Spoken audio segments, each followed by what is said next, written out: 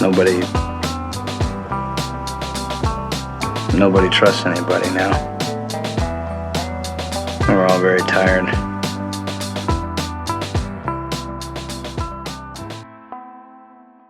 Hello, welcome to another episode of the Hate to Interrupt podcast, the number one male gigolo podcast in the world. I'm Asian Nick. I'm Nick from Stop Culture. I'm White Nick.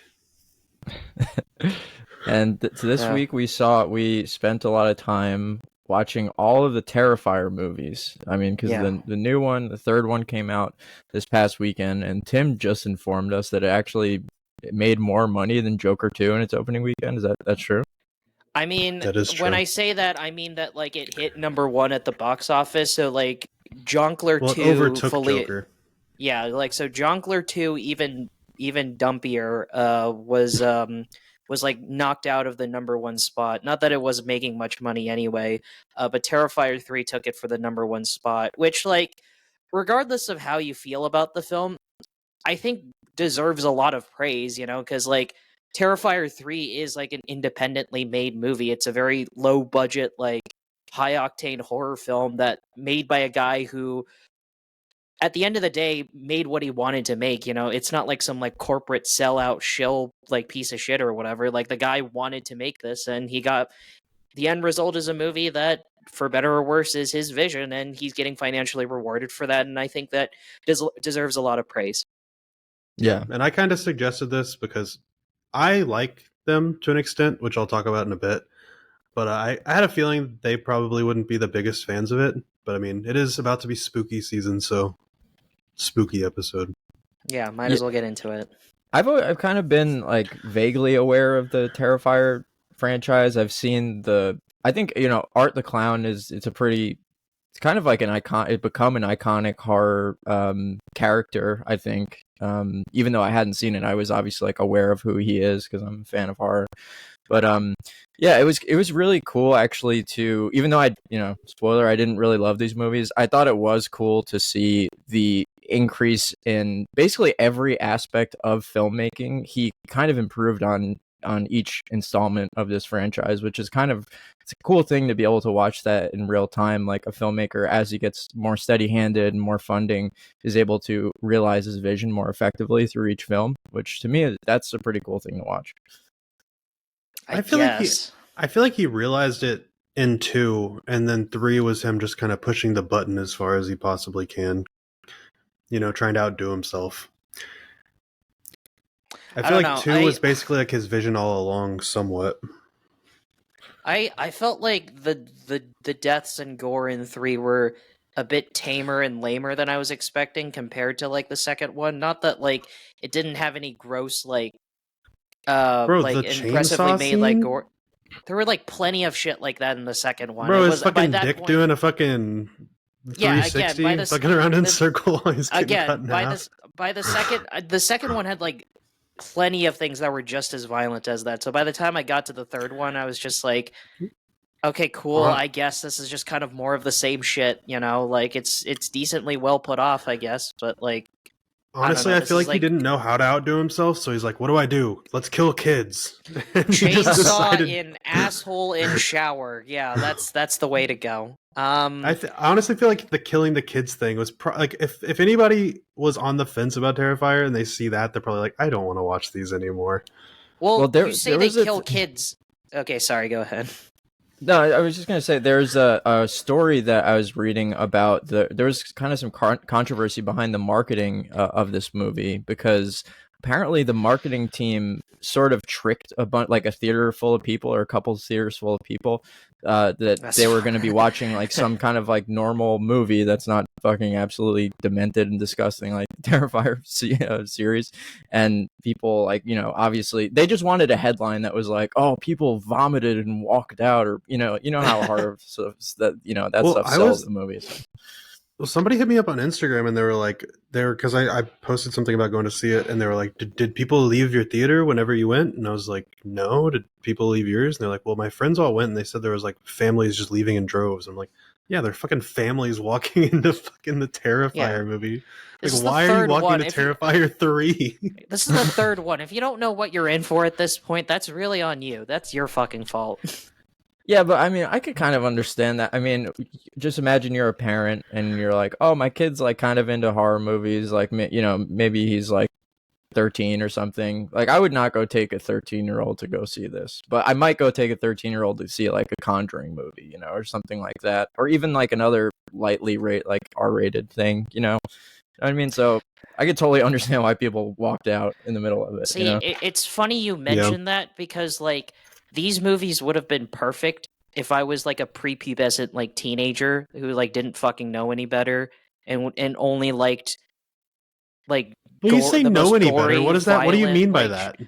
Well, like now that I'm a grown adult and like my taste in horror has been more refined and changed. When I watch shit like this, I was just like, wow, this is just the most like fan fiction-y type shit ever. Where it's just like, teehee, isn't it cool that we exploded the mom's head with the shotgun and then mashed potatoes in its open face? Ooh, teehee, that's so I wouldn't say quirky. it's Like less. just like I would just Jesus, say it's you a know? different genre of horror though than what you like, right? Like I think there's a place Slashers? for. Yeah, I've seen plenty of gory slashers films before. I don't like this is not But new even when territory you're I've never looking at been gory to. slashers, even when you're talking about gory slashers, like slashers, all that fucking matters is like the main like villain, and like Art the Clown is like a well done like villain, In regardless of terms what of what? how all the just the way his mannerisms and the way he like handles the kills, and him actually being like having that like good mix of like scary and funny.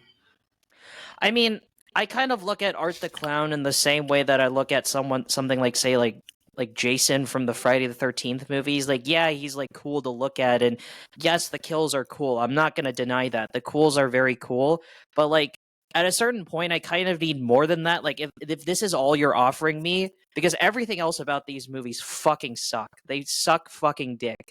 Like the writing is just the most embarrassing, like cringe teenager like writing ever. Like the first But what are you first comparing film it to? especially, That's the way the any first film slasher is.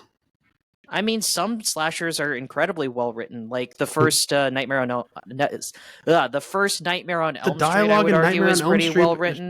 New the Nightmare is an dialogue incredibly is well cringy. written film in terms of being like Also a very has like a cringy meta take. dialogue. I mean, yeah, but it's also well written in the sense that it's a meta take on both the franchise and what Freddy Krueger has become. Like, I'm not saying that it doesn't have corny, cheesy 80s dialogue, but there's a difference between corny dialogue and then something being smartly written. Like, it's still a smartly written script at the end of the day, both the first Nightmare on Elm Street and New Nightmare are. So, like, Yeah, I but agree. this is just like it's just violence and like that's it. And like if you're into that, that's great. And I'm not saying there's no value to that at all, but like when your movie is 2.5 fucking hours long, there seriously better be other shit besides the Okay, violence, because like at a certain point the violence gets so fucking monotonous that I get just as bored watching the gore as much as anything else that happens in the second and the third one. So I actually have something to say about that, and I thought about that a lot because the second movie is way too fucking long. But when I actually sat down and tried to like think about things that like I would take out of it, like I couldn't think of any specific like moments that like needed to be removed. And like the third, it was like 30 minutes shorter. But then like if you look at the ending, it was fucking rushed to hell. Like they basically felt like it was like a rush to the finish line in the last like 20 minutes. No, So, they like, were doing Avengers Infinity War shit. They were trying to set up the fucking epic final conclusion to this series. They weren't rushing anything. They were purposely no, doing but then that they shit to set up the fourth off-screened one. they off-screened the fucking brother, which I guess that means he's probably not actually dead. But like everything felt really rushed at the end. And like, can y'all name anything in the second movie that like you think the movie would be like would work better if they removed? I think they could have significantly shortened like the entire party scene. I get that like she was away while all this like horrible shit was happening to her family. That's kind of the purpose of it, I suppose. But they could have definitely cut that. There was a lot of fat there. Like there was no need for the entire Molly sequence. Like I don't know. Yeah, that was dumb as fuck. That's I was true. just like, what the fuck is this shit? I honestly think if you cut out basically this movie like attempts to be like it attempts to tell a narrative, but it's so terribly written and the actors don't do a good job that I'm just like, if you cut out every single like family drama bullshit scene in this film, I would probably like it more honestly. Like if it was just some like cheesy, dumb, like stupid, like 90-minute long like splatter and gore film like Hostel or Saw or something like that, I honestly would prefer that. I would prefer that way more than whatever the fuck like these last two films do, where they like attempt to like build some fucking biblical epic narrative that I'm just like, God, no one fucking I'll cares. say- Just like get to the clown kills, which aren't also get monotonous at like a certain point because again, the movies are so fucking long. Like, I'll yeah. say I think the acting got a lot better in the third one compared to the second one. I think the actress they have to play like Sienna is actually pretty serviceable. I agree. Yeah, I think she's okay.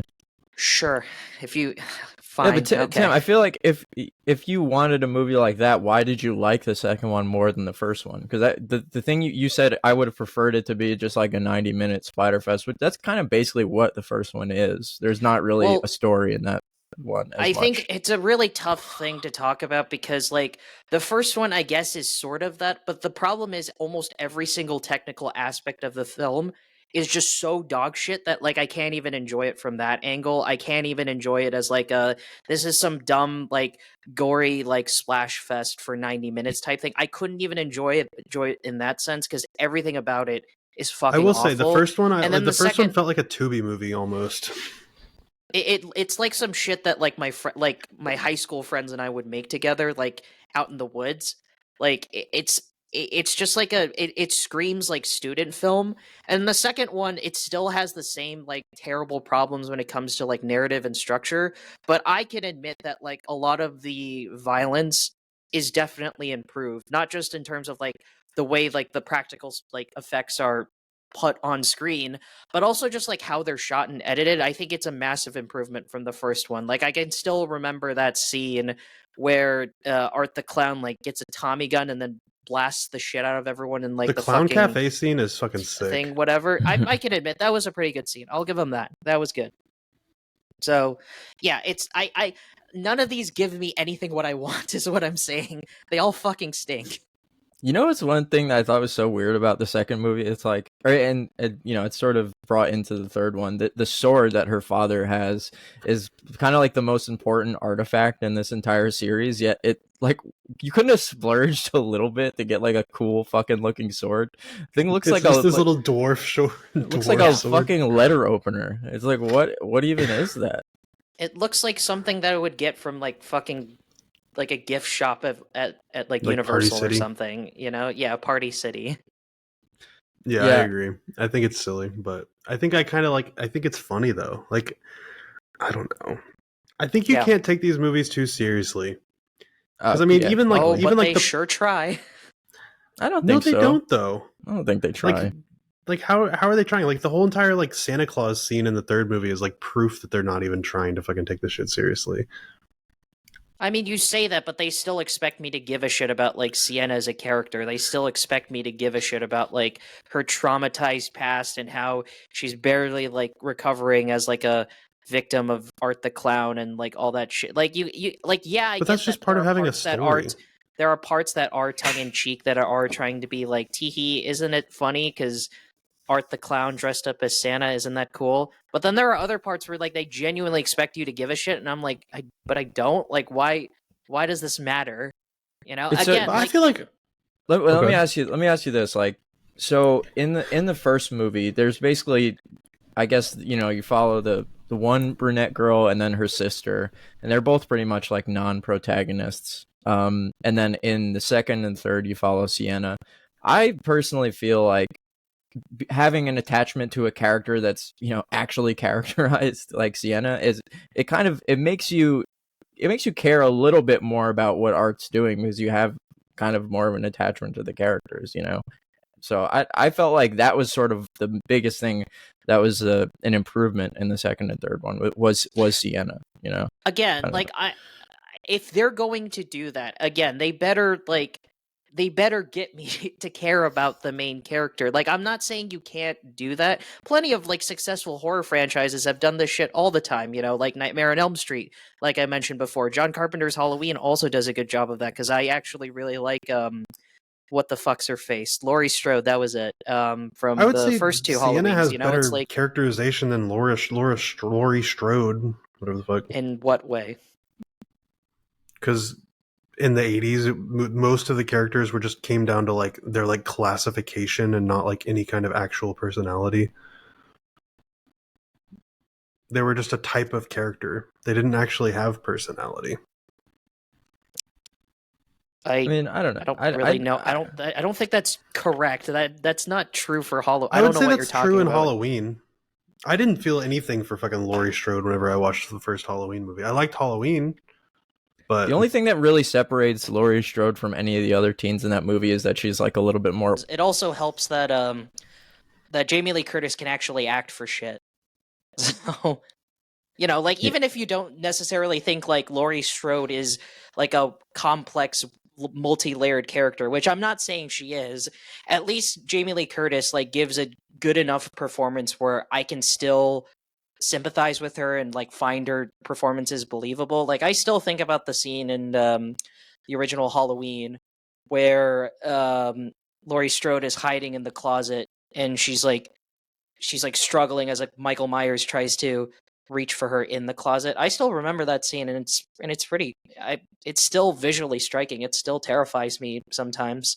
And it's funny because like John Carpenter's Halloween is arguably like kind of like what the first couple of these Terrifier movies are, just like very low budget, like do-it-yourself type filmmaking where you just get the gang together to dick around and, you know, make a slasher horror movie. And, you know, unlike the Terrifier movies, Halloween actually like offers something more than just, man, aren't the kills so cool or whatever, you know, like the score from John Carpenter is also really amazing. I like the way it's But you shot. also have to I take think it- that's also like, great. I think that's not really fair though, because I would say like even is that not Halloween fair? Halloween 1 was even like closer to on par with like the Terrifier 3's budget, right? Like the Terrifier like 1 and 2, like I think Terrifier 2 had like a $250,000 budget, which is fucking nothing. Yeah, but even so, I mean, not that we should, not that it's really fair to compare this to like one of the greatest horror directors or and one of the most classic horror movies of all time. Like, I don't know if that's fair, but just in terms of like creating an atmosphere and having interesting characters or an interesting antagonist, I think like Michael Myers obviously kind of like blows Art the Clown out of the water for me, at least in terms of like actually making me feel afraid. And I get that's partially because he's half like a comical character, but I definitely, you know, prefer I would almost Michael compare him Myers to and more like Halloween. a Chucky or like a later Freddy Krueger than like a Jason. Oh, dear God. This is God. No, we were comparing I him love to Nightmare Michael on Elm Myers, Street. though, I thought. No, No, I we just are. I'm I just just saying- love I just love Nightmare on Elm Street. I just had to do it. I do too. Dream Warriors is like one of my favorite like horror movies ever. So Yeah. I'm not trying to shit It's- on them either. One of the more entertaining ones. Yeah. I but it's like I don't want to compare these shitty clown like gore fests to like actual good movies, but I kind of need to kind of prove my point on why these movies don't work for me, and I'm naming examples of actual violent horror films that do work for me. Because like, okay, let's take another example. Let's take something like Texas Chainsaw Massacre. That, you know, like I don't really go to that movie for like the deep characters because quite frankly there aren't any, but they are memorable in the sense that like their performances are memorable enough that I can like remember each of them. Like I still remember Franklin, I still remember the final girl, whatever her name is. I know think she's the the final girl and that's concept about it. And also of like Texas Chainsaws. and also Texas Chainsaw Massacre just in general, like it's still going for the like hyper violent, hyper like gory like violence. The difference between Terrifier and Texas Chainsaw is that it's actually an incredibly well-made film. Like the sound design of Texas Chainsaw alone blows away literally anything that happens in these Terrifier movies. Like whenever the chainsaw just like goes off, you can feel like the visceral emotions that emits from like these like really depraved moments. And the lack of music in these films also work effectively well to creating these like really scary and tenseful moments. Like that's like a horror movie that's trying to be super violent and super gory that works because it's made by someone who can actually like competently direct shit. And then, but I But don't at the get same any time, of that like from. I'm not going to say this is better than any of those movies you listed. But Sure, yeah. can you even think of like a modern like slasher that comes anywhere near as like close to like capturing the feel of those movies as the Terrifier? Like in the last like 20 years? I much preferred Thanksgiving Eli Roth's movie over anything in the Oh, Terrifier Killing franchise. was fucking horrible, bro. I thought it Yeah, was I so didn't much better care than for- these movies. Oh, I mean, yeah, I agree that Thanksgiving was so much better than these movies, but I also did not like Thanksgiving at all. I mean, I don't really like any movies in this genre very much, but in terms of like just keeping me interested with something like a little bit more than just the being like, oh, those practical effects are kind of cool, because Also the just gore, fucking hate Eli Roth. the gore and the violence are so cartoonish that it's, you don't even, no matter how much effort is expended on trying to get you to care about the characters, you ultimately never really do, because when they die it looks like a joke every time. And I get that, that's part of it, whatever. I don't know, it just doesn't I can really see work that. for me, like, I don't know. Yeah. I thought X was a lot of fun. I didn't think X was like amazing or anything, but I thought it was a lot of fun for what it's trying to go for. One thing that annoyed me about Terrifier 3 was I feel like they off-screened a lot of the like, I mean, I guess the mom, they did the like rat thing, which was kind of cool and fucked up. But like the dad character, like it kind of set it up for us to like kind of like him even more than the mom character, and they just off-screened his death. I feel like they spent time on kills that didn't matter that much. You know what I mean? That Yeah. happens in like every one of these movies. They spend time on deaths that don't matter, and then just be like, "Oh fuck, I forgot. We have to do the story because that also matters." I guess like it's like there's plenty of that in these movies. Yeah, I agree. I definitely don't think they're perfect, and I honestly think I like the second one more.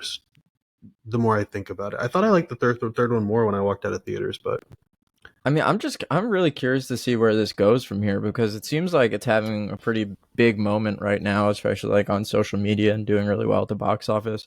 I wouldn't be surprised if someone like Blumhouse picked this entire thing up, and just like gave it, I mean, they don't even really do big budgets to begin with, but gave it like even $10 million. Like, I would be curious to see what this guy would do with that. I don't even know if he'd want $10 million. Yeah, I don't think he'd want that either. I would be Who more doesn't want interested that? if like, well, because like part of the charm is that these movies are so low budget that like, that'd be like if you like went from like the first Texas Chainsaw Massacre, which was like probably a couple of million, and you gave it this like Marvel movie budget of $100 million. You're just like, what the fuck? Like, how did we get here? It's also a bigger uphill battle to like make the money back too, because like you have to keep in mind that these movies, while they're like famous, like popular among like horror fans, like general audiences, once they know what Terrifier is, they're like, I'm not fucking going to see that. Yeah, like my mom is not going to see these movies like at all, and like that's the kind of draw you need for these like massive big budget movies. Like my mom needs to be interested enough to see them. I don't think that's Like, true. I I could mean, see- Blumhouse's entire business model is like keeping the budgets under $20 million. So no matter what happens, they make their money back as long as they get in a certain amount of theaters. Like they'll Yeah, be and good. I think he would definitely make his money back. It just depends on how big he wants to go with it, I guess. Because I don't I think will it's say, the low budget is part of it, but I think what people really like about it is the practical effects and the kind of homage to older generations of horror. I think that's really what people like about it. Yeah.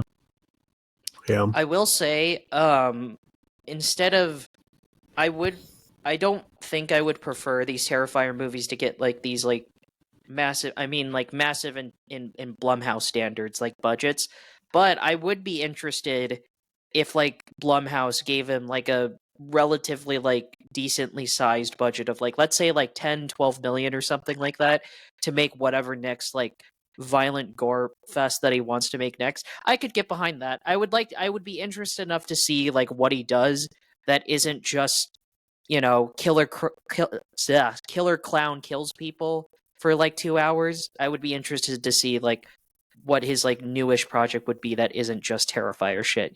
I don't see him doing that for a while, but I agree. I'm interested to see what he does next. I think Especially now that he's kind of like honed his craft a little bit more. if it's not Killer Clown, it'll just be fucking killer something else. Like that's Killer all shark. Yeah, literally. I think that's all he really wants to do with his filmmaking career. I mean, I don't know. So, Would you disagree, Nick? I feel like that's all he really wants to do is these slasher movies. I've watched a few interviews with him, and I could see him kind of branching out a bit, but like not too far, you know? Yeah. Like I could see him doing something a little bit more story driven, but he would still probably be doing the same type of shit in it. Yeah, I mean, I respect that. Like, I respect filmmakers who just know what they are and just like what they like.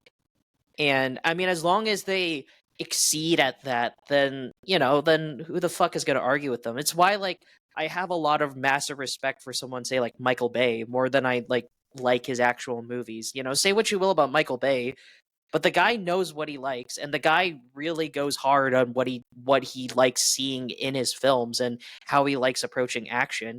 You got to give him I would a lot honestly of credit. say I would say Michael Bay is a very competent filmmaker. Michael Bay, his action movies stand out. You got to give him credit. Like, when you watch one of his movies, you can tell it's his movies. Like, you can tell watching his films, oh yeah, this is Michael Bay. It's in the same way. It's like Michael Bay's is like a frattier, more douchebag version of like Tony Scott, because like Tony Scott also has that like similar vibe where when you watch one of his movies, you can like instantly tell it's him just based on how he shoots action. It's like kind of a similar concept. Yeah. Well, I mean, I guess we don't have to stick on Terrifier too much longer. I mean, we kind of have said most of it, but I guess on the same, like, or on like a little bit of a different type of path. Have y'all seen The Void? I feel maybe I've seen Enter the Void. Yeah, I don't think I've seen The Void. Well, damn, I was gonna bring up something. So there's this guy named Steven Kostanski, and he worked on The Void. He was like a co-creator of The Void, which is like this like ode to The Thing, like, and they have like these crazy fucking practical effects as well, and it's just a really fucking cool movie. Also made on like the tiniest budget ever. It's a really good horror movie. Anybody who hasn't seen it, you should go check out The Void. But he made this follow-up movie solo called Psycho Goreman, which I don't know if y'all have seen that either. But also really cool movie. Like, it's not really a horror movie, but it's almost like if Power Rangers was R-rated. And it's just the most absurd shit I've ever seen in my life, but it's so fucking funny. But he has a new movie coming out that I'm seeing tomorrow called Frankie Frico. And it looks basically like a reboot of Ghoulies. Like, it's like his version of like a super like disgusting Ghoulies, and I'm really excited for it. So anybody who has fucking Frankie Frico playing next to them, I recommend going to check it out. Yeah, I mean, there's not really. This is definitely not the genre of horror, subgenre of horror that I'm interested in. For the most part, I love like. That's why I was asking you. I was like, oh, like, well, is Art the Clown supernatural? Because that would have at least made me be like, oh, okay, that's kind of cool. Because I kind of like ghosts and demons and shit like that, But they kind of play around with that in like the first one. They were like trying to be a little ambiguous with that, but then like by the second one, they were just like, nope, he's from hell. I didn't even understand the ending because like they were saying that the chick is a conduit and then they kill her and then Art's just fine. Well, I mean, she's not connected to Art necessarily. She gave birth to him, but I don't think that means that if she dies, he has to die, right? But I literally thought that was what they were saying, but maybe I was just misunderstanding. I think she's a conduit to that other. I don't know if it's hell or like another realm or whatever, the clown world that they live in. In the second one, they go to that I mean, honestly, place, that could be what they use the budget for in the next one, like using that, like, or creating that big like hell world. So I mean, maybe that is what they're kind of going for, where Sienna has to go to Hell Place and save what's her name, Gabriella or something. Hellraiser. That'd be sick. Have you guys ever seen Hellraiser Hellworld? Yes. No. That movie fucking sucks ass. You said Hellworld, and I kept thinking of Hellraiser Hellworld. Sorry. That's the one where they're like it's like in the video or in like the virtual world, right? That's Hellworld, yeah. Mm-hmm. Yeah, that movie fucking licked my ass. And it had Henry Cavill for like some reason, and what was his name? Lance Henriksen. Yeah, that's him. It's crazy how like a lot of like weird slashers just have like big ass actors right before they get big. Yeah. I mean, a lot of these Hellraiser movies just like randomly had that shit. Like the I think it's the fifth one. The fifth one was directed by Scott Derrickson for like some fucking reason. And I was like, that's weird. um, and Well, Nick. Oh, yeah, I think the fourth one had Adam Scott. I also thought that was kind of weird, but whatever. I didn't know he was in that. Yeah. Nick, what is your favorite genre of horror? I think my favorite genre of horror would be anything that's like atmospheric, go more leaning on the supernatural side, but also stuff that has good like family drama in it. Family drama and horror has always been interesting to me. Just anything that's like quieter, a little bit more deliberate, not necessarily leaning on the gore or anything, more on like psychological fear. Not really anything that's trying to disgust me so much. I'm not really into that so much. I mean, I like all kinds of horror, to be honest. Like, there isn't like a form of horror that I'll say no to. There are some that I don't take as seriously as like others. Like, this is just a personal preference, but I don't really find like ghost slash exorcist slash like demon movie scary at all, because I don't like find most of that shit scary anyway. It's why I thought, okay, here's a hot take. I thought the Exorcist is one of the most boring, overrated films ever. I was like barely staying awake trying to watch that one. I was like, whatever, I don't give a shit about this. But I also just like don't care for that stuff anyway. Like, it takes a lot out of me to like, it takes a particular type of film for me to get into that type of shit, Like, I normally don't care about period pieces at all. But Barry Lyndon is such an amazing movie that it makes me forget that it's a period piece, and I love it anyway. I still haven't found like the Barry Lyndon equivalent to that. I guess like The Shining is like sort of close to that because it's kind of a ghost story, but like I think of it more as like a psychological horror descent into madness type shit than like. But I mean, it is a ghost story though. I mean, it is, but I don't think ghost story when I think Shining. I think of shit like, I don't know, like you said, like Conjuring or whatever. I'm thinking of more like that than anything.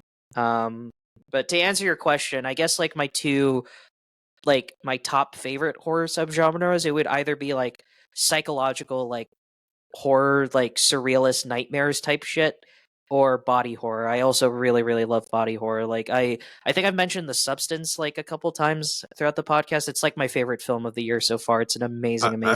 I will be watching that very soon because I want to see it. I had tickets to go watch it, and then I showed up to the Alamo Draft House like fucking 5 minutes late, and they're like, "Oh, we're not seating for that anymore." I was like, "There's fucking 20 minutes of previews going on, and they wouldn't let me in." It sucked. I've never had Alamo turn me away, even when I'm late. That's crazy. No, wait, real quick, Timmy, just talk about The Exorcist for a second, because that's one of my favorite movies. I can't back this take. What is this going to be another Rocky thing? Is this a Rocky thing? You said this before, but like, go ahead, can explain yourself.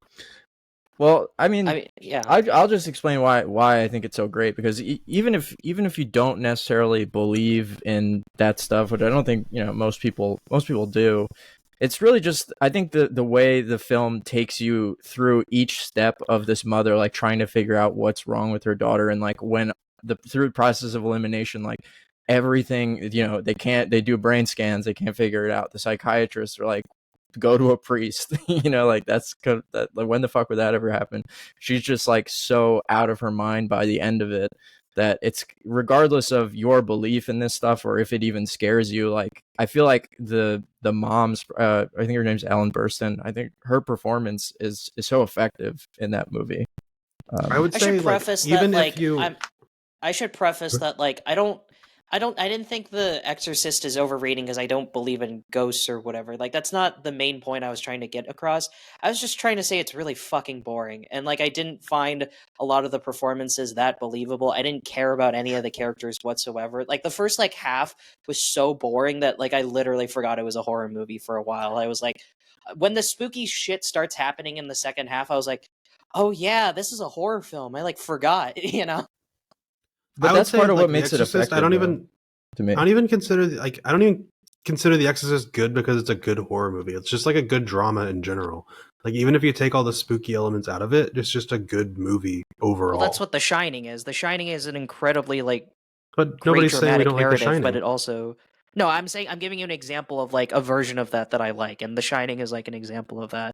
Perfect Blue is also an example of that. You know, Perfect Blue is like one of my favorite horror movies as well. William Friedkin, the director of The Exorcist, he kind of had a background in like documentaries, so it sort of makes sense that the movie it's very naturalistic. It's like not a ton of style to it. It's kind of just bluntly showcasing the events that are what's happening in the story. I don't know if you guys have seen Exorcist 3, but that was directed by the writer of the first Exorcist and also like the Exorcist novels. I heard have that you guys one seen was that? pretty good. It's I haven't seen excellent. it, but I heard it was good. Yeah. I just actually watched it on VHS not that long ago. Yeah, I watched it for the first time like a couple days ago, and you've probably seen the clip online where it's like the craziest jump scare ever, and it kind of lives up to it. It's fucking a really incredible scene. Do you know what I'm talking about? No, I don't know off the top of my head which one you're talking about. It's the scene in the hospital where it just like it lingers on this like long wide shot for a long time. I'm not gonna yeah, no, I know describe the whole thing, but yeah, no, that's just one part of the movie. It's in the same way the Exorcist, it's very effective because it's so much of the horror is through implication. They don't actually like show you a lot of what this demon is actually doing. This one, it centers around like the demon possessing someone that's a serial killer. So he's killing like a bunch of people and kind of possessing different people to get into different locations and like deface religious statues and stuff. There's one part when he's in a church and they just show you he like replaced the head of Jesus with the Joker, which sounds kind of stupid, but like they just cut to it really quickly and it's fucking terrifying. But I think Exorcist 3 is definitely more goofy, which I like. I mean, I'm a big fan of like goofy horror. Like I like slashers, I like comedy horror shit. Like because I don't really find horror movies scary in general. So like at least I get like some goofy silly shit as well. I also love horror comedies a lot. They're so much fun. Like Shaun of the Dead, probably one of my favorite movies just in general, not just my favorite horror comedy. Really Evil funny. Dead 2 is fucking phenomenal. Like when I think of horror comedies, Evil Dead 2 is like the first thing I think of. It is genuinely like a masterpiece of filmmaking. Like you mentioned that like The Exorcist doesn't have much style when it comes to directing, and I guess that's kind of what I really need from these kinds of horror films, that like I really need to feel like the director just knows what they're doing. Not that I'm saying William Friedkin doesn't, but just like I need to see like way more energy when it comes to like the scares and like the kills and like the gore and stuff like that. Like Evil Dead 2, like there are so many shots in Evil Dead 2 that are still that I can still visually remember in detail because of just the way certain scenes are shot. It's just such an excellently made film. Well, I shouldn't say there's no visual style, because I mean, I don't know, when did you see it recently at all? I saw it around the time when Exorcist Belieber came out, whatever. So that was like last year, I think. Christ. But yeah. No, I mean, there's the shot where Max von Sydow was like walking up to the house. That's that's on the DVD cover, I think, or the poster. Like there's I definitely think covering there's the style house. to that movie. The intro where he's in Iraq, I think there's a ton of really cool shots there. I mean, sure. I don't know. I think even there's the a scenes reason in the why house when the girl's losing her her shit, like it looks fucking cool. Yeah, and the staircase, obviously, the staircase is one of the most iconic horror locations in the history of cinema. So I'll give it a rewatch. I'm gonna be honest. Most of the movie just like went 1 year in, the other year out. Like I've forgotten like most of the film already. So I'll give it another chance and we'll definitely watch 3. Pay attention, though. yeah. Watch 3. I would be curious to see what you think of that sure, one. yeah. But but yeah, Believer was kind of funny. Going back to our legacy sequel conversation. Yeah, bro. I didn't see that. I watched the Red Letter Media video about it, and they were talking about how they were like, I guess whoever was behind this movie was like, we can't have a Roman Catholic exorcism because people aren't really so fond of them right now. So what if we had all the religions come together? It'll take all of them to exorcise this demon. It sucked watching that movie because Timbo fucking talks so much shit about David Gordon Green, and after watching that I was like, I can't defend this man anymore. I have It's no like good words I can say about him anymore. it's like it's like the Avengers when remember when Jesus and and the Buddha team up to exorcise the child. What a fucking wild ride that was. There's Vishnu is Nick Fury, and he's like, there was an idea. He just comes into heaven. I'm here to talk talk to you Jesus. about the God initiative, the God Vengers initiative. God damn it! That honestly would have been a better movie. I could have made that movie. Hollywood give me like $100 million, I'll make this shit. Fucking hell, dude. Well, and then was the original cast in Exorcist Believer at all? Did they I bring think back Ellen anyone? Burstyn was in played like the Nick Fury character in the sense that like she's the one who's just like, oh my god, I remember when this shit happened to me, and I've become an expert now in the ghouls, in the exorcist ghouls, and I was just like, Jesus Christ, and her you're right. performance is so phony and so like forced that it's just like this is clearly just a paycheck role for her. Like she clearly just did this for the money, and apparently she did because They the brought only Linda reason Blair she back was too. apparently the only reason she was in the movie was because like she wanted a guarantee to like funding for like an academy for acting or something like that. Yeah. I don't fucking remember, but it was something like that. I was like, so this literally is just you did it for the paycheck. I mean, at the same time, I gotta say, I at least admire her for that. Like, she's very honest when she says, I don't give a shit. I just did it Well, because she's old. Of course she's going to be honest. They don't give a fuck anymore. Dude. Yeah. She's like 85, 89 yeah, years why old. should she give a fuck, you know? She's like, yeah, I did it for the paycheck. They just dump trucked the money in front of my lawn, and I was like, sign me up. So And I respect that. the one line where she's like, yeah, the priests wouldn't let me in because of the patriarchy to the room where Oh her my daughter's fucking being god, exercised. I forgot about that line. It's like they didn't let you in because you're not a priest, and you didn't want your demon daughter to literally fucking kill you. Like No. they both died. They literally both die. She's like, they wouldn't. Those fucking assholes who saved my daughter's Those life. men, they wouldn't let me, a woman, enter the fucking Thunderdome. Just like, fuck off. Oh, but speaking of The Shining, did you guys see Doctor Sleep, the Mike Flanagan sequel to I The never Shining? hate got that around to movie it. so fucking. I hate it. I hate it so goddamn much. I never got around to watching it. I've heard mixed things. I've heard some people really like it, and some people are like Timmy.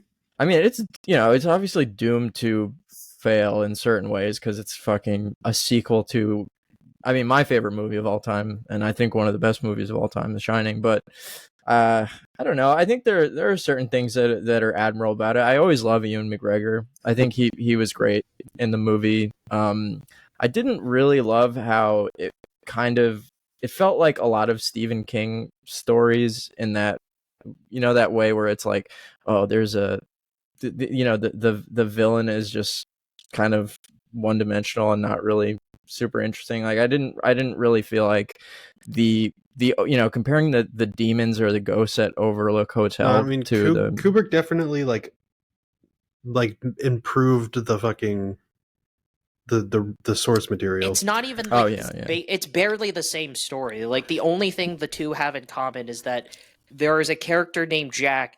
He has a family, and then he's stuck in a hotel in a snowstorm. Like that's as similar as the two get because like Nick said, it is such a massive elevation of the material. Like he kind of took this, like, I mean, not to say that there is no value in the Shining book either, which I've read, but like the difference between the book and the movie is that the book is trying it.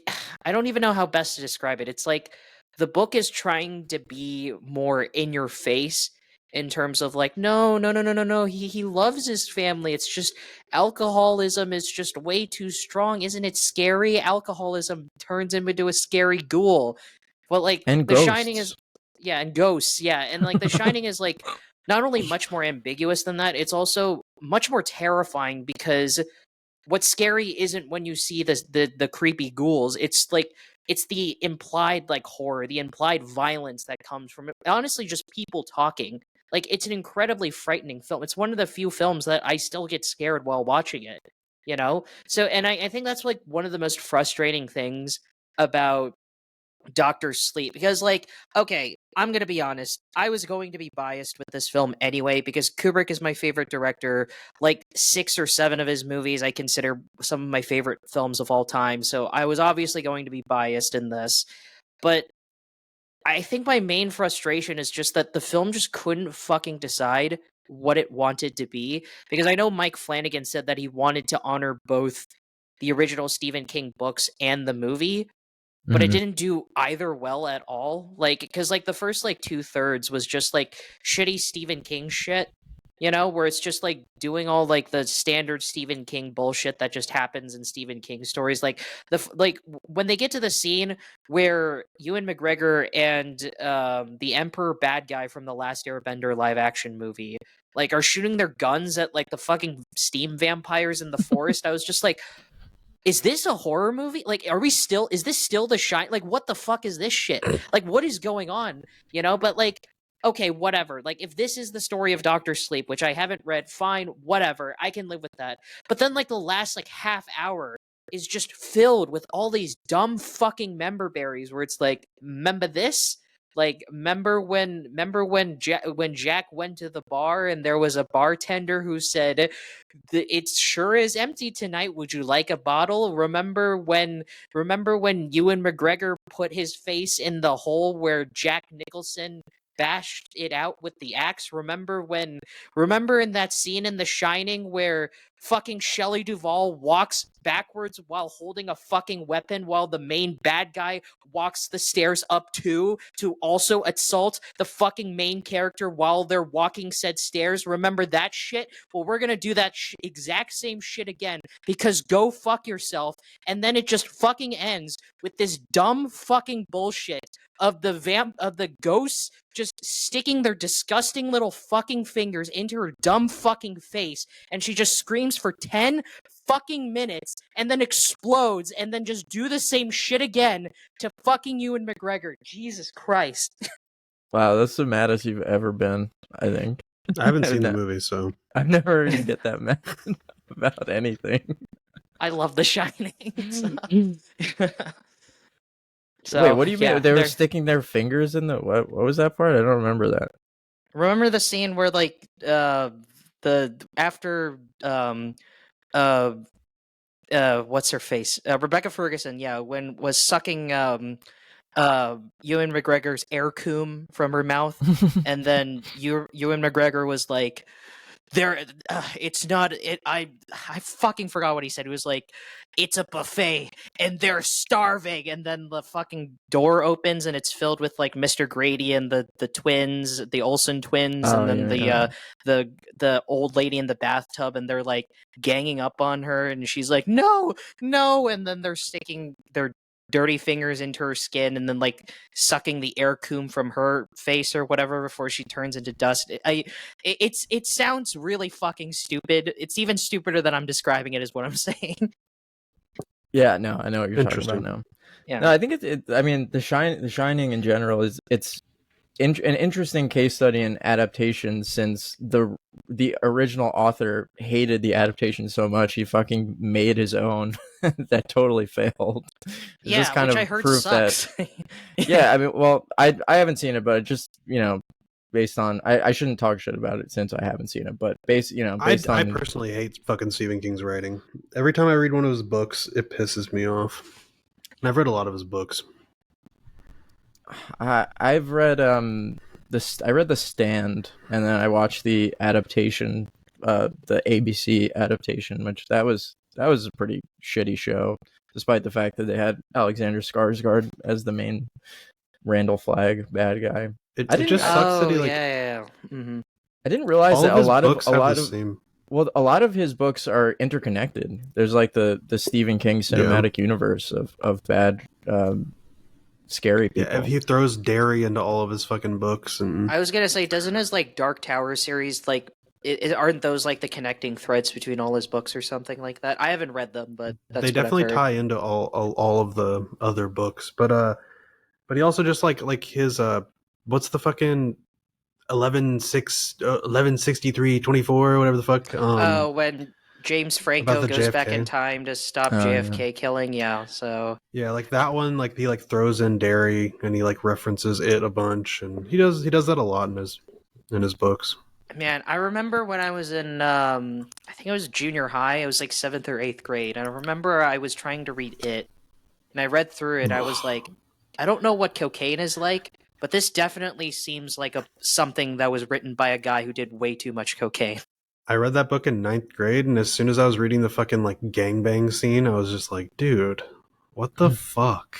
I shouldn't have been allowed to read that part. I shouldn't have been allowed to read a lot of books I was reading, because I read the first Game of Thrones book when I was in middle school, and I was like, I don't think this should be here.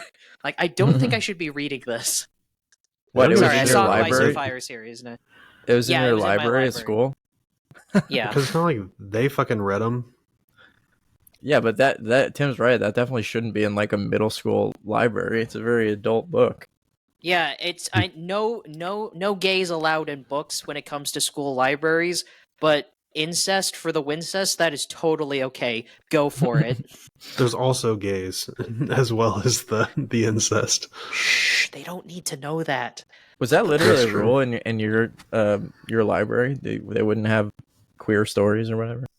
No, I mean, there was like a banned books section, I think, something like that, but like, it only got this bad. I mean, I don't remember personally because high school was a while ago, but I don't remember it being this bad to the extent where it's like, if they be gay and in a book, then it's automatically just banned and burned to hell or something. Oh, are you talking know, about like the don't say gay bills and all that? In No, Florida? I'm saying just like the book banning just in general, like just anything that could be remotely controversial in the slightest and make white people feel bad, whether it be about gay people or marginalized people or like literally anything that could be even slightly mature is just automatic. It's a widespread epidemic that's happening in school libraries that I think is just absolutely fucking unacceptable. It's just basically mass censorship. I'm not trying to be political. I'm just like, this is a personal feeling I have where it's like, stop banning books because books are part of, making kids smart. Fuckheads. Like, Jesus. It shouldn't I don't know be anything about this. It shouldn't be a political statement for me to say, stop banning books. Let kids read whatever the fuck they want. I don't think it should be controversial for me to say that. No, yeah, totally agree. I don't Yeah. think so. I don't mean to be so angry this episode, but I'm just really just ruffling my jimmies today. As soon as I brought up Mike Flanagan, you were just like, no Flanagan. No, absolutely not. How do you guys feel about Flanagan? Well, besides Dr. Sleep, how do you feel about him? What other shit has he done? I don't fucking know I about remember him. I hated Haunt- Hush as well. I thought Hush was stupid as shit. He's done a lot of like Same. Netflix series, like Haunting of Hill House, Haunting of Bly Manor. Dude, Haunting of Hill House sucked. Except for that one episode where it had that huge oneer. That shit was cool. I haven't seen Gerald's any of the Game was Netflix shows. ass. What else? What have I I think he seen? made Gerald's a Game is a great Ocu- concept, though. He did make I think Oculus, too, Oculus. Yeah, Oculus I heard Oculus was sucked. decent. Yeah. I mean, I've only seen like a handful of his. I haven't seen any of his Netflix shows from what Wait, my no, this friends is have the- told me. They're This is the one with Karen Gillian. I actually thought Oculus was okay. what Well, now did you think we my- were talking about? Mike Flanagan took There's some other VR movie that was on like some streaming service I watched. Mike Flanagan took the Chris Stuckman blood oath. Now he's connected to Stuckman for life, so we'll see how that pans out. Oh, Shelby Oaks. Yeah. How is he tied to it? Did he produce it? Yeah, he was an executive producer on it. That was Interesting. that was a crazy get for Stuckman. When I heard that, I was like, dude, that is pretty fucking impressive. I love the Stuck. I'm trying to Have look y'all through seen some of it. Have y'all seen Zuckerberg lately? Why is he looking so hot? He's hot now. Dude, I'm gonna show everybody a picture of the Zuck right now. Why Why does the Zuck look like this? One last thing I was gonna let you guys. Yeah. One last thing I was gonna mention. He has a film called The Life of Chuck, which apparently was very well received at TIFF. I never got a chance to see it because it never showed up at New York Film Festival, but supposedly it's very good. So there's that. The Life Oh, it's of also Chuck. based on another Stephen King thing. Man, Mike Flanagan just really likes Stephen King shit. I Yeah. hate Stephen King shit. So maybe that's why we don't like him, because he's just Stephen King's. Because wasn't like, Gerald's butt writer. Game also based on like a Stephen King novella or novel or something like that? If I'm not 100% sure, but it feels like a Stephen King story to me. That is it. I mean, Gerald's Game was a pretty cool concept. I thought, like, just BDSM going wrong because whoever tied you up has a heart attack and dies, and you're Well, just that's why chained Stephen to a King's so bed. popular. He all of his movies have, or all of his books have great concepts. Yeah. I mean, what do Yeah, you guys it's- think of Pennywise, like the It franchise? I honestly like I'm- the newer movies more than I liked the book.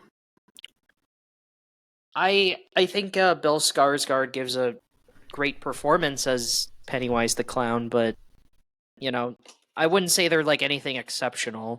You know, like I mean, at the time when I saw them, I was fairly young when they came out, so like I was a bit less of an asshole that hated everything. But I also kind of like just kids doobie adventuring I was about to say, and shit like that. I was so- riding high on the Stranger Things vibes when that shit came out, so I was like super chill with it. And they even Yeah. got one of the Stranger Things kids like in the movie, which was funny. Oh It yeah, was weird how much they like sexualized that little girl. I remember watching it, and I was just like, "There's gonna be a bunch of fucking old weirdos that are fucking watching this movie for the wrong reason." What? Yeah, What's it's like I don't when know what you're talking about. They sexualized the little redheaded girl. The little yes, bro, in the fucking first movie, hardcore. Like in that fucking scene where they're at the river and shit, and just like, Oh yeah. Okay. am I crazy, Tim? That they like? no, wait, what? Say this again. I thought I'm I feeling knew like a what you were weirdo if talking I'm not about the at- only one who noticed it. I thought I knew what you were talking about at first, but when you start, the more you kept talking, I was like, "What the fuck are you talking about?" They just like wrote that like little girl like she was like an adult almost, and it just made me feel really uncomfortable. No, I know what you're talking about now. Yeah, I mean, I guess could so. agree with that. Yeah, I mean, Well, on the topic of Stephen King adaptations, I'm sure Culture Nick, you're excited for The Monkey, right? What's the monkey? I never even heard of this. It's the upcoming film from Oz Perkins, who did Long Legs, which I know He's you already liked. got He's already got a new film coming out. Oh yeah, I think the teaser for the film like played before I watched Long Legs. Like that's how like quickly he's already moved on to his next thing, which I thought was kind of funny. Damn, that's a quick turnaround.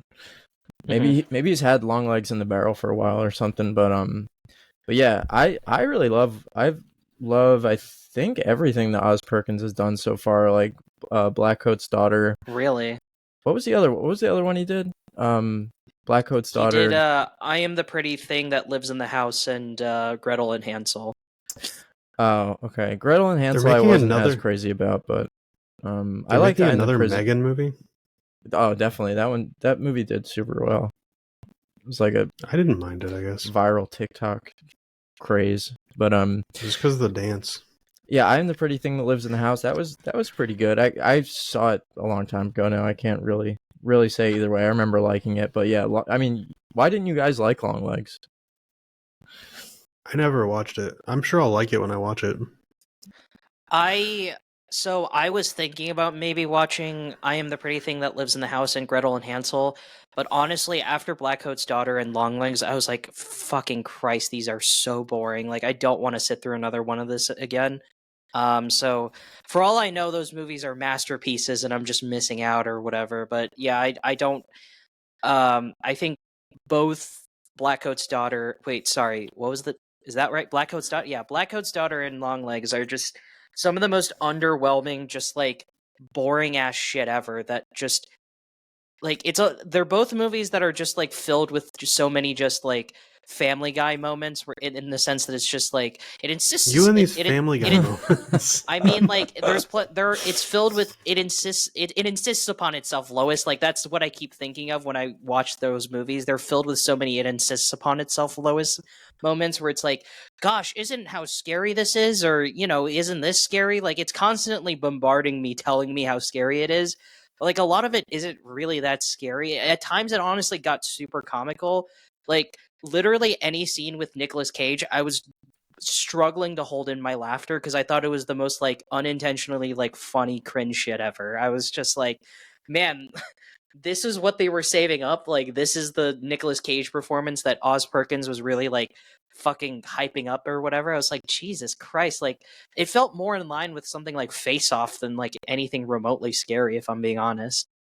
I'll watch I'm- it this week. I mean, I feel like Oz Perkins and Nicolas Cage both, or maybe Nicolas Cage isn't cognizant of how he comes off to like half the theater every time he makes a big swing acting decision He like has that. to. No, I don't know. I don't know what his deal is because I mean, no one else acts the way he does or makes the decisions he does. So they had It's to almost know. like theater acting. It's weird. They had to know that, like you said, Tim, a lot of people are going to find it comical. I personally thought it was great, and I thought the prosthetic work and everything that they did it does a lot of legwork to sort of make you forget that you're watching Nicolas Cage be an insane Don't person. spoil it. Don't spoil it. Don't spoil the ending at least. Yeah, won't spoil it. Yeah, I mean, like, I love Nicolas Cage. Don't get me wrong. I fucking love Nicolas Cage so much. Like, regardless of what kind of movies he's in and regardless of the quality of the movie, he always gives 110% no matter what. Like, it doesn't matter if it's adaptation or fucking Willy's Wonderland, you know? Like, he gives the same amount of effort to both roles, and I fucking commend him for that. Like, he is legitimately, no joke, one of my favorite actors of all time. Because yeah, like you said, he in this film, it's also no exception that he does give it his 110%. I mean, he did it bad. He swung the entirely different direction, but like, sure, I guess he was trying. You know, like the whole time I was just like, the first like 2 acts of Longlegs, I was so bored and I was just waiting for something to happen. You know, like, and then by the last like third, I was like, it honestly became like sort of a barnyard level type movie where I was kind of chuckling and I was like, man, they really think this shit is scary. And I was kind of laughing to myself like every like 5 to 10 minutes of the last act. I don't know. That's just me. The what was the other one I said? Blackcoat's Daughter. Yeah, that one was also super underwhelming, super boring, super nothing happening. I was just like, by like the last like half hour, it's just the same shit again. Like last half hour when something like finally fucking happens, I was just like, this is more comical and stupid than like scary, if I'm being honest. How could it be? Just me. I mean, I don't know if I'm not gonna go into too many spoilers about it, but because I don't think Nick has seen in this one either. But I don't understand how it could be comical that like this girl is plagued by this demon and she becomes in this kind of insane state of Stockholm syndrome that she learns to like love the demon and want the demon around in her life. Like, I don't know how that's funny. That's fucking pretty sad. That's pretty disturbing to me. It was just the execution of like the kills, especially towards like the last like act where I was just like, oh my god, like, you know. So I guess like funny isn't the right word. It's more like groan worthy. I was groaning more than I was like chuckling or laughing. Not, I mean, it's still like I still got like some ironic enjoyment out of the last act, but it was still just like, oh my god, you know. It's very much not for me. I should preface that Oz Perkins is not for me. I understand why you like him very much because I'll give him this. His movies are very well shot. Like he's whatever cinematographer he's working with, don't keep him close by your side because his movies look great. I'll admit that. I won't deny that.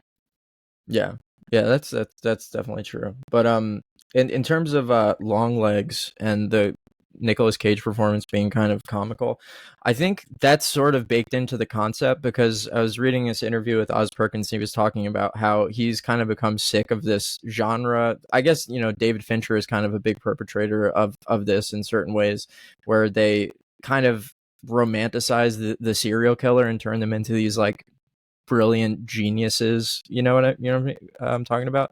So he wanted to make Nicolas Cage look like and act like a fucking weird, disgusting, like almost comical, socially inept dumbass almost, you know.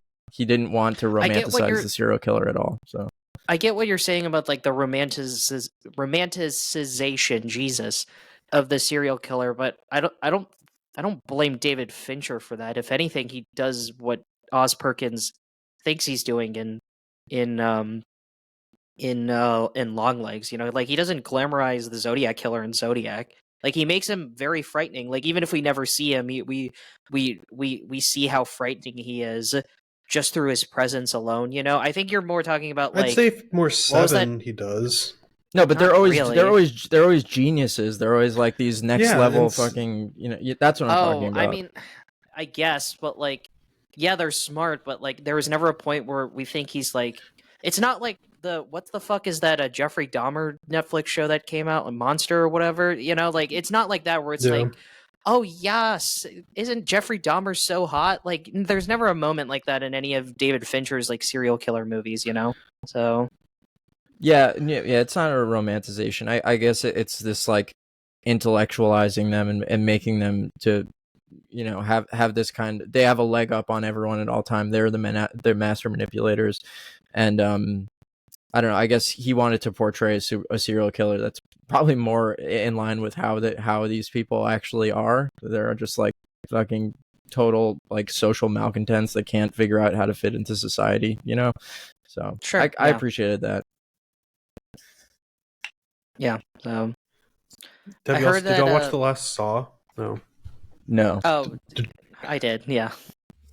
Did you see that they're bringing back Tobin Bell in the next one? How are they even gonna do that? I mean, the last couple of Saw movies, they've pulled shit out of their ass to force him into the movie, so why stop now? I guess so. It's so weird. See, but I mean, like that, whatever. though. I like how stupidly convoluted and over the top the Saw movies have become, you know? Like, yeah, they're the not story is necessarily good wild. movies, but, like, they're so much fun, you know? But How I would was you just That's gonna another say- thing. How do Yeah, I was just gonna Yeah. ask, how would you compare the Terrifier franchise to Saw? I feel like Saw is way more tongue-in-cheek and way more, like self-aware on how stupid and, like, dumb it is. You know, like, by the time you get to, like, Saw 6, it's just, like, okay, like, they're kind of How? in on the joke as much as, like, us, you know? Like, I will admit that, like, some of the Saw sequels in between 1 and 6, well, 1 is, like, unironically, like, I mean, it's not, like, an amazing movie, but, like, unironically, it's a good horror film for, like, what it's going for, and then 2 through 4 do take themselves, like, a bit too seriously, but like because everything is so stupid and over the top anyway that you can't help but like laugh in like a barnyard level type way. And then like it kind of wraps itself around to like 6 and 7 and X, where these films are way more self-aware and way more just like, yeah, these are really dumb, these are really stupid, and it's like, and I can get a lot of enjoyment because of that like self-awareness that like the later Saw films have. So, I would say Terrifier's issue is not lack of self-awareness. I think it's very aware of how dumb it is. Yeah, you wouldn't agree with that, Tim? I think I would definitely agree with that. I mean, I'm not saying they don't have any self-awareness at all, but like they still expect you to give a shit about the story at the end of the day. They still expect you to give a shit about Sienna as a character, and I don't, so, you know, what can you do? So you'd rather there be no characters you actually care about? I'd rather the movie just stop diddling around and stop bullshitting me and just get straight into like the meat and potatoes of why I showed up and paid money for to watch these movies in the first place. Like, But both if there's Terrifier like movies 30, literally start if off there's with like a 30 massive minutes, if there's kill. 30 minutes of like character drama bullshit and a kill hasn't happened yet, then I feel like I'm being duped. Like They I literally came for kill this. somebody immediately in both Terrifier movies. Both I mean, the newer ones. Well, but there's still gaps, is what I'm saying. There's still gaps in between individual kills where it's just like, okay, now time to do the ever so predictable family drama But in bullshit. Saw, it's literally this. Oh, I'm just now realizing you're a person I slighted, and they spend 30 minutes talking about how, oh, you're the guy I slighted. Do I decide to help See, you what's or funny? not? What's funny about Saw is that like because they killed off Tobin Bell in the third one, and they didn't realize they were going to make more sequels.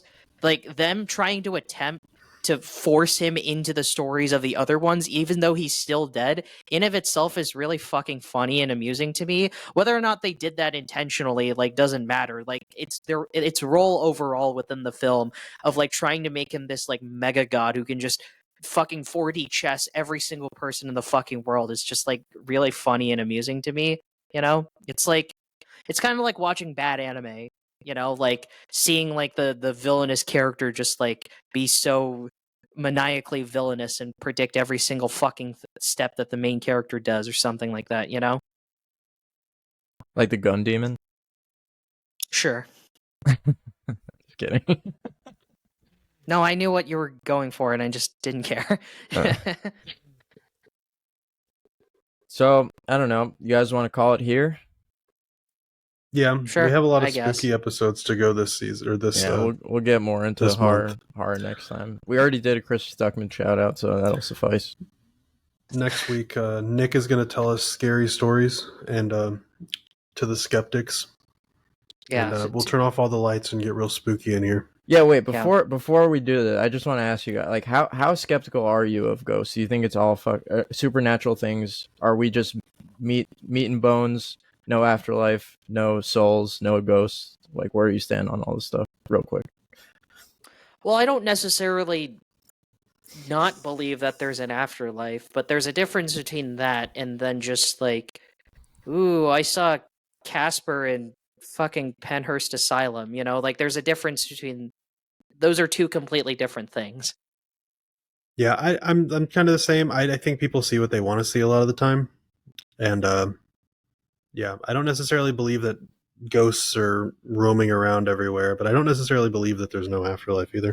So, okay, I just wanted a little background on where you guys stand, just so I can have a better idea of which stories would be the best for me to choose. So that being said, if you do turn us into believers, then I consider that a job well done on your end. I am a believer.